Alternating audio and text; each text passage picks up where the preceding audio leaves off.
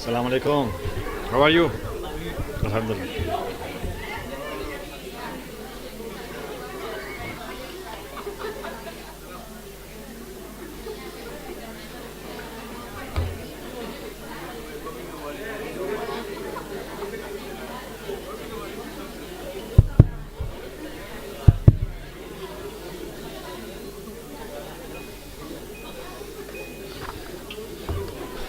بسم الله الرحمن الرحيم لا حول ولا قوة إلا بالله العلي العظيم الحمد لله رب العالمين وصلى الله على سيدنا ونبينا أبي القاسم المصطفى محمد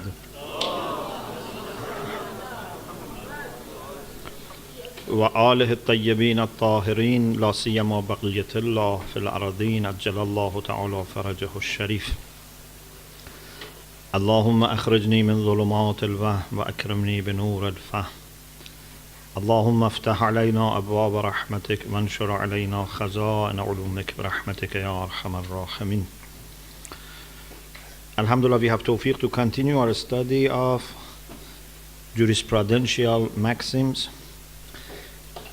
In the last two sessions we discussed قاعدة اليد وَقَاعِدَةُ عَلَى الْيَدِ. These are two different things. One was yad as a sign of milkiyah. One was عَلَى الْيَدِ مَا أَخَذَتْ حَتَّى تُؤَدِّيهِ. When you have something, you are responsible to deliver it. And we discussed this. There is another qaida which is related to yad, and you don't find it in your book. Okay. Yes. Because if everything is in the book, you say we don't need teacher.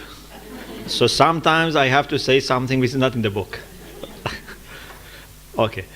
This is qaidatu ikhbar dhil yad, which is very useful in fiqh, and therefore I thought it's important to have it as a follow-up.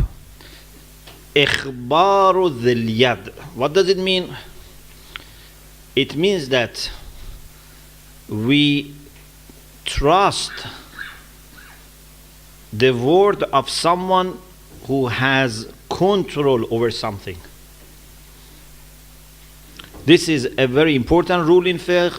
This is a way to establish trust in the society. If I go to someone's home and he says, this is my home, I should trust. Or he says, this carpet is tahir, I trust. Even if that person is not thiqah. This is not because he is thiqah. If it is thiqah, you can even trust him with something that he has no control over it. For example, someone is thiqah, bears witness that someone else's carpet is made clean. Then if you have confidence, you accept. Otherwise, two just people should bear witness and you accept bayyana. But this has nothing to do with accepting the view of thiqah. This is about someone who has control over something, something belongs to him or is under his care, and we accept. If he says, this is mine, you accept. If he says, this is qasb, you say, okay, this is qasb, I cannot go there. If he says, this is ejara, I have rented, you accept. If he says, this is clean or this is najis, you go someone's home, says, this food is halal, you trust.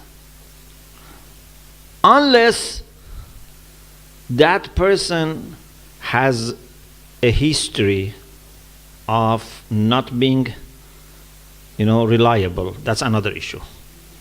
But if there is no such a suspicion, evidence-based suspicion, we trust. The reason for this is, first, siratul uqala. All rational people rely on what those who are in charge of something say. You don't question them, you don't ask them for evidence, because if you want in your life, ask everyone for evidence, it will be very difficult. If you go to a shop and to a restaurant, you want to ask for evidence that these ingredients are, halal, or he owns them, it's very difficult. Or if you go to a pharmacy and they give you the prescription, there is a chance maybe that person made mistake, but you don't normally investigate, you trust. So, uqala, even if those who are not religious people, they have such a trust for people who are in charge of something, and religion has also endorsed that. So it's not something totally new that Islam has introduced in his fiqh. Islam many times has accepted things that rational people do. If there were issues, Islam has tried to regulate, like Rebawi said. But many times, if there is any good practice among all people, rational people, Islam accepts and endorses. But we have on top of Siri Uqala, we have hadith. One hadith is from Ahmad ibn Muhammad ibn Abi Nasr al-Bazanti. He asked Imam Sadiq alayhi salam, or Imam Reza, it doesn't mention here which Imam, but one of the Imams, about a person who goes to the market and buys a dress which is made from a skin of, like a leather, but not leather, a skin of animal. What do you call pust? Like, it's not leather, it comes with the wool. Hide? Yes. Because if it is just wool is not a problem. But this comes with the skin, and if it is not done zeb properly, this is najis. So he goes to the market and buys this jubba.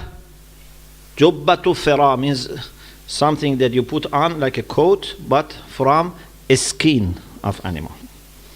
ولا يدري الذكية أم هي أم غير الذكية, doesn't know this animal was a slaughtered property or not.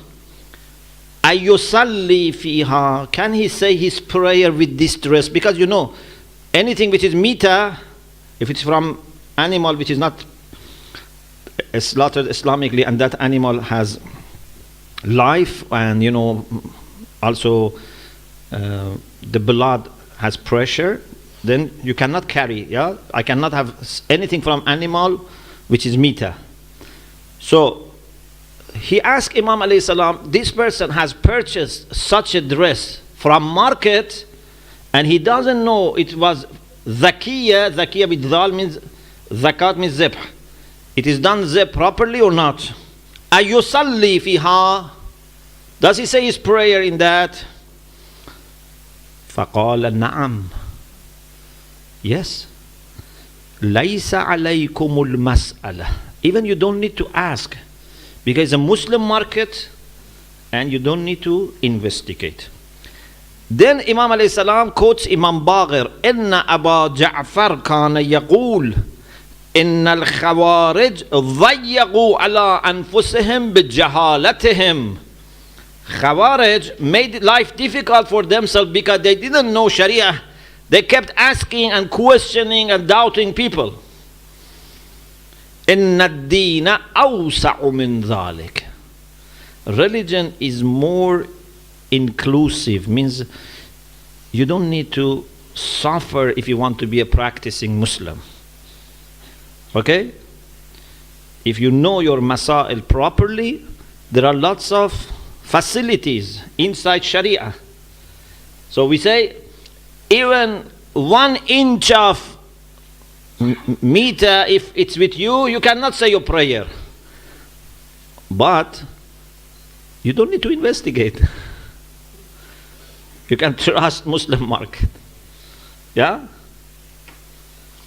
You cannot eat even one bite of haram meat, you cannot even have, I don't know, a little juice of that. But you don't need to investigate. You can trust Muslim market. So, this hadith shows that when you buy from people in the Muslim market and the assumption is that they are selling this as okay, as something which is possible to be used, you can trust. Another hadith is Sahihatu Muawiyah ibn Ammar قال سألت أبا عبد الله عليه السلام. He says, I asked Imam Sadiq عليه السلام عن الرجل من أهل المعرفة بالحق. There is someone who knows the truth. So he's one of our people. He knows the truth. He knows the right path. But يأتيني, he brings me, if you have grape juice, al-asir al-inabi, if you boil it, it becomes najis. Unless 2/3 evaporates. Okay? So as soon as it starts boiling, it becomes najis. But if 2/3 evaporates, we say dhahab al-thuluthain, then it becomes tahir. So this person who is one of us, he brings this liquid bukhtaj, which is al-asir al-matbukh, cooked juice, or grape juice which is cooked, which is boiled and become thick. Okay, thick. He says لَقَدْ طُبِخَ عَلَى الثُّلْثِ. He says, I have cooked it and it became 1/3. So he tells me that, don't worry, I have made sure that the 2/3 has gone. But وَأَنَا أَعْرِفُهُ أَنَّهُ يَشْرَبُهُ عَلَى النِّصْفِ. But I know that he himself drinks it when it is 50% gone. He doesn't wait till 2/3 has gone. Because if 2/3 goes, it becomes less. Yeah? So he wants to have more. So after 50% gone, he drinks. So he is a person who has our aqidah, mazhab, but we have such history that he himself drinks after half has gone. But now he tells me that for you, I made sure 2/3 has gone. You understand? أَفَأَشْرَبُهُ بِقَوْلِهِ وَهُوَ يَشْرَبُهُ عَلَى النِّصْفِ.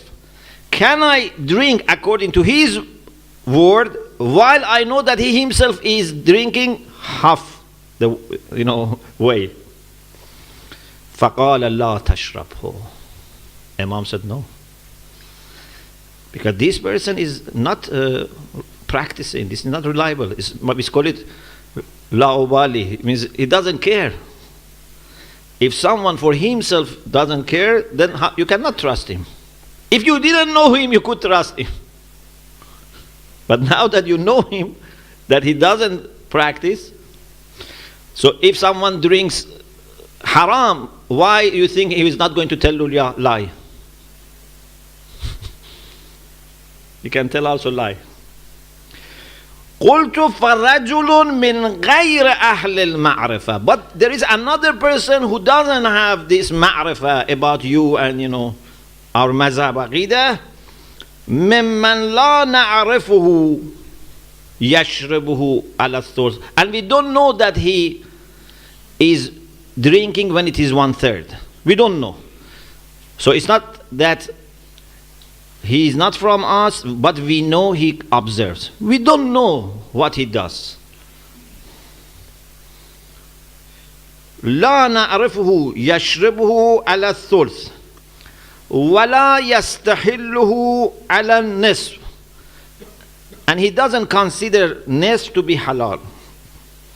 يخبرنا أن عنده مختجا على الثلث قد ذهب ثلثاه وبقي ثلث. This person that we don't know him, his mazhab, but we don't have also any bad thing about him. He tells us that 2/3 has gone, 1/3 has remained. Yushrabu min, can we drink from this? Imam said, Na'am, you can drink. So, this shows that we can trust what the person who has control over something, he has istila, he has yad over something, tells us, as long as there is no accusation, no ittiham, means there is no kind of bad history with him that makes us suspicious. So if you are clear, you have no bad history of this person being careless, you can trust him. The third riwayah is from Sa'd ibn Ismail and Abih Ismail ibn Isa. قال سألت أبا الحسن عليه السلام. He says, I asked Imam Kazim alayhi salam. It seems it is Imam Kazim, because Abu al-Hasan can be titled for several Imams, but it seems this be Imam Kazim. عن جلود الفراء يشتريها الرجل في سوق من أسواق الجبل. Someone buys this dress from a skin of animal, but where? In a market in mountains, not in Mecca, Medina, those places, for example, Iraq, in mountains, maybe in other places in the world. أيسأل عن زكاته إذا كان البائع مسلما غير عارف. Should he ask the person who sells if the person is a Muslim but not a Shia?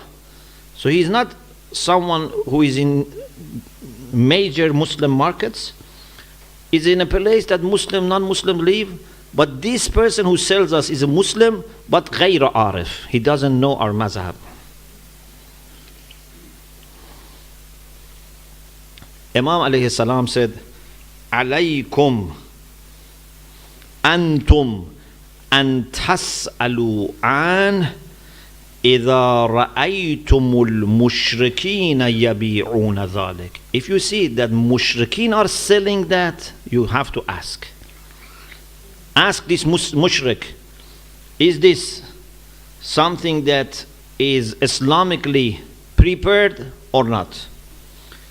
وَإِذَا رَأَيْتُمْ يُصَلُّونَ فِيهِ. But if they are themselves Muslims and they say prayer in this, فَلَا تَسْأَلُوا عَنْ.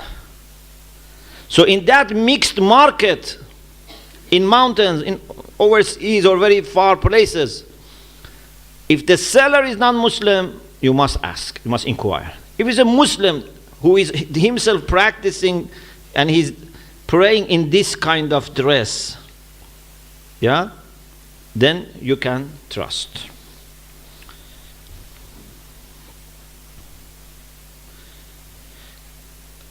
The late Shahid Sadr says, there is no need, as a conclusion, there is no need to ask if the seller is a Muslim, and if the seller is not a Muslim, you need to ask and inquire. But if he says, you can accept. It's not a matter of, as I said, ikhbaru thiqah.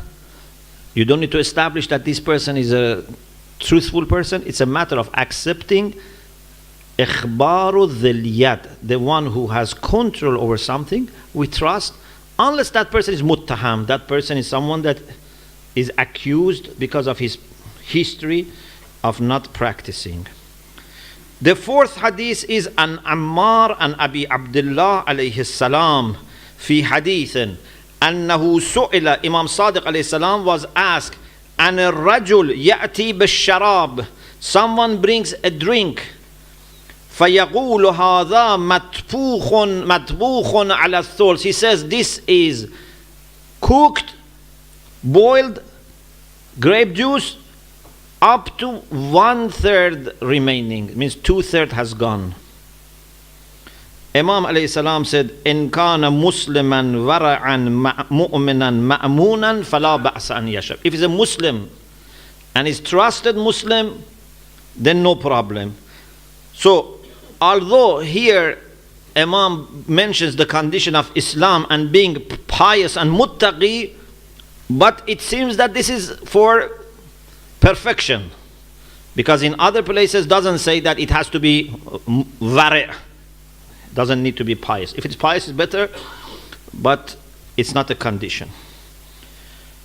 So, if you study the hadith about this issue, which are found in different sections, you will be understanding that there is no need for that person to be adil, the seller or the one who informs about, for example, his own property. He says, this is my property, or said, this masjid, this sajjada, this carpet in my home, he said, it's tahir, you trust. He said, it is najis, you trust. Even if you know the previous condition. Yesterday was najis, today you go to his home, he says, it is clean, you trust. You don't say, no, you have to prove that it has become tahir. You don't need to investigate. And Sahibul Urwa, who is one of our great fuqaha, Sahibul Urwa, Sayyid Kazim al-Yazdi, he says, لا فرق في اعتبار قول ذي اليد بالنجاسة بين أن يكون فاسقا أو عادلا بل مسلما أو كافرا. There is no difference in accepting the word of someone who has control, whether it is a Muslim or kafir or just or sinful, as long as there is no bad history with that person, we trust. Because Islam wants people to trust each other. Society should be based on mutual trust, and also life should not be made difficult for people.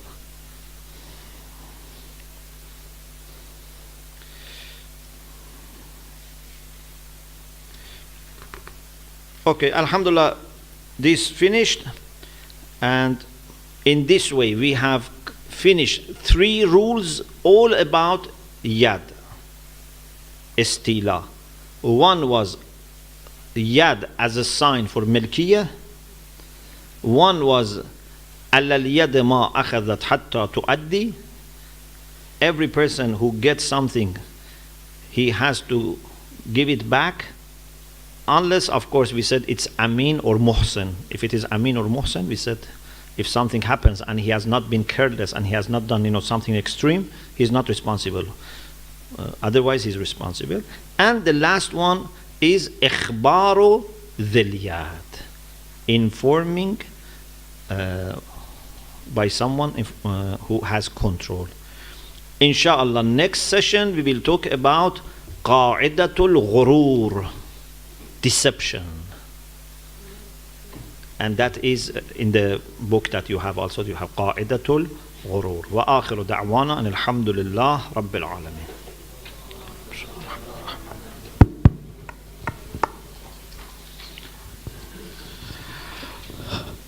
Sheikh, I have 2 questions, if you allow me. Sure. The first one is the examples in that you gave were mainly to do with grape juice, and I think that was and dress. Yes, I think that was and dress. Yeah, that was predominant at that time. Yeah. In today's world, if I was to extrapolate the same and compare it with meat, Yeah. would it still apply in that if a Muslim, I mean, I'll give you an example. I go to a Muslim's house to eat. I know he buys meat from, he's not particular, let's put it this way, whether he eats halal or not. But when he sees me, he says, look, you've come, so I've brought halal meat for you. Yeah. Can I take his word for that? If you trust what he says, yes. But if you don't trust and you just want to use qaida to ikhbar dhil yad, you cannot. Because many fuqaha say this person is muttaham, this is accused, Yes. because he's careless. Yes. So it depends on the level of thiqah I have on him. Yes. Whether, So you cannot establish it through dhiliyat. You have to establish it through thiqah. Okay, yes. The second question, which is I think more pertinent to what we discussed today, ikhbar dhil aid. Nowadays, The same is sorry. if you go to a restaurant and they sell alcohol, Mm. you cannot trust them. Because if this person is selling alcohol and he says, this meat is halal, so if he was not selling alcohol and he's a Muslim, I can trust him. But now he's selling alcohol, I cannot trust him unless you are sure. If you are sure that that's another thing. But the fact that he's selling alcohol make you doubt this person. I am saying, of course, everyone checks his marja, but I'm saying this is the general view in the fiqh. Maybe sometimes marja has a particular fatwa, but generally saying, and makes lots of sense. Yes. The second question I had was about Dhil Aid. Nowadays these markets are supermarkets. Yes. You go to Morrison's, Sainsbury, Asda. There is nobody with Sahab al-Yad, You ask them, they will tell you something, but those people are staff who don't know because it's not their business to know. And you cannot find anybody who can tell you except what is printed on the label. Mm.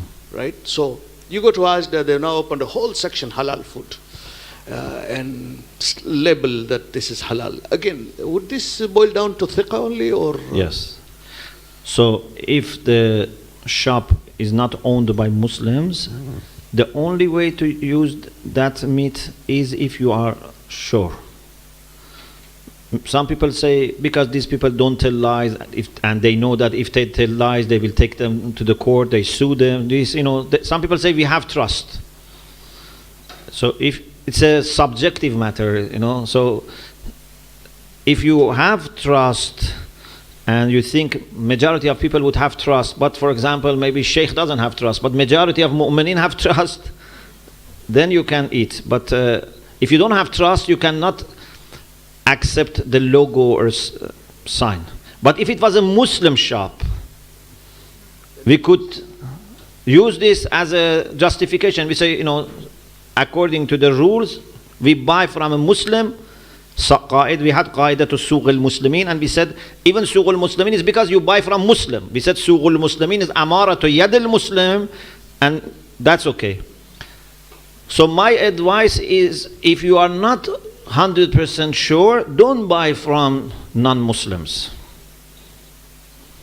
If you're not 100% sure. If you're 100% sure, okay, you can buy from any place.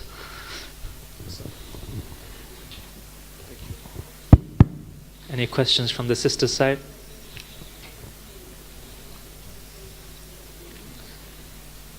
It can be related to this class or even the previous class on imama.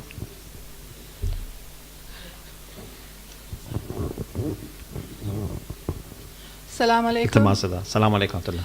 If you go to a Muslim restaurant and you know that it's all halal, but there are non-Muslims serving or Hindus and so forth, can we go there? Or? So if it's a question about meat and you know that it's a Muslim restaurant and they say it's halal, yes. But if it's a question of them being najas, if you know najas has touched the food, you cannot. But if you don't know, you assume that they have not touched it. So if you haven't seen them... yes. Okay, thank you. You're welcome. With meat, we have to establish hilliya. With najasa, we don't need to establish to tahara. It's just enough that we don't know it is najas. Yes, because kullu shay'an laka tahir hatta ta'lam annahu najas. But meat, you have to prove that it is halal so that you can eat. Yes. Assalamu alaikum, Sheikh. Alaikum assalam. A little bit more elaborating on Sheikh Mustafa Jafar about buying meat or halal products from supermarkets. Yes. As we all know that whatever is sold in there is not being made by the supermarket itself. Like Asda, Morrison, they have got meat counters which are owned or sublet to the Muslims. Or they have got meat products which are made by Muslim companies like Taj, Shahzan, etc. Can we buy those products from these supermarkets? So if you are sure that these are coming from Muslims, these are slaughtered by Muslims, if you are sure, yes. Assent.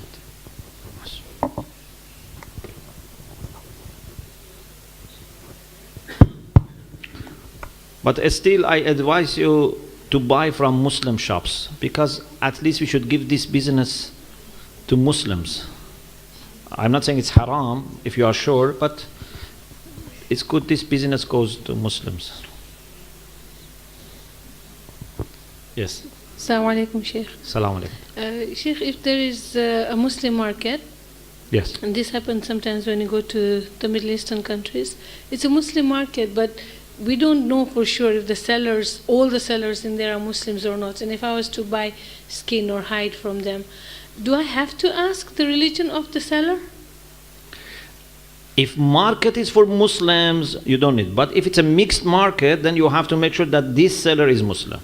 So when you say market is for Muslims, how would that work? Like in this country, for example, if I go Because, for example, in some countries, like Syria, for example, there are Christians there, there are Muslims yes, there. but for example, in some countries, meat is only done by Muslims. Mm-hmm. It's very rare that maybe even in Kenya, I think, and Tanzania is like this. Yeah, meat is done by Muslims. So you are almost 99% sure that it's only Muslim. So for But if it's a mixed market, yes.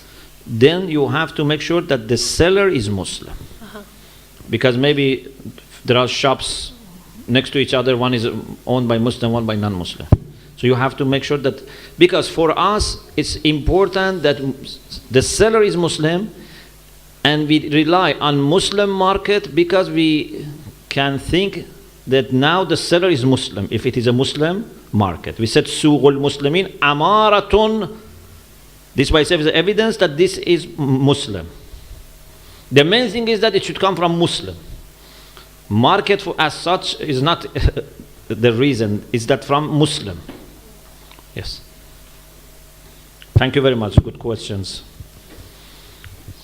Any questions from the gents? Assalamu alaikum wa rahmatullah. Is it in order to do shopping in the supermarkets where nowadays we know there are whole sections of alcohol there being sold, which is obviously haram? Although you may not be buying the alcohol, but is it okay to go in there in the first place to do your shopping?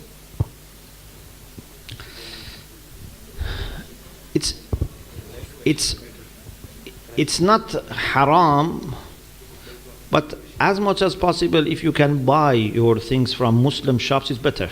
But it's not haram if you are not dealing with the haram part of it.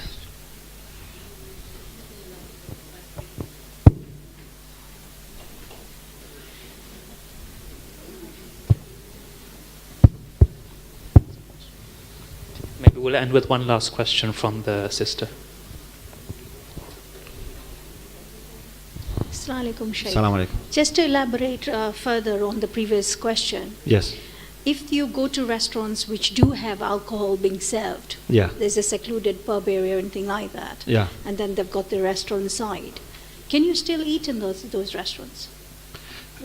Is your question about ingredient, or is about wine being The served? environment, the fact that the alcohol... and Yeah, normally they is served say on your table there should not be alcohol. If someone else, which is not part of your table, they have alcohol, it's not a problem. Normally they say your table. Maybe some people say the whole room, but normally they say in public places, those who are on your table, if they don't have wine, is okay. Again, you check your marja, but this is a, Thank you. well-known view. Thank you, Hassan.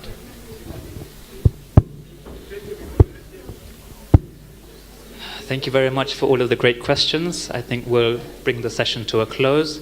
As you know, next week we don't have a class. Inshallah, the last two classes are going to be on Tuesday 11th of December and Tuesday the 18th of December. So you can all put that in your diaries as the last 2 dates that we have. And I know Sheikh Shomali wanted to give a couple of updates. Some of you may know last week he was traveling, next week he's going to be traveling. So he wants to mention maybe a few words in regards to this, and he wants to ask for your du'as for some certain projects that are going on. Sure. So I'll just hand it over to him for a few minutes. Thank you very much. Last Saturday and Sunday I was in Sweden, and alhamdulillah we had good programs in Farsi and English. And one program was also in the Khoja Center, one was in Imam Ali Center in English, and in Imam Ali was also Farsi.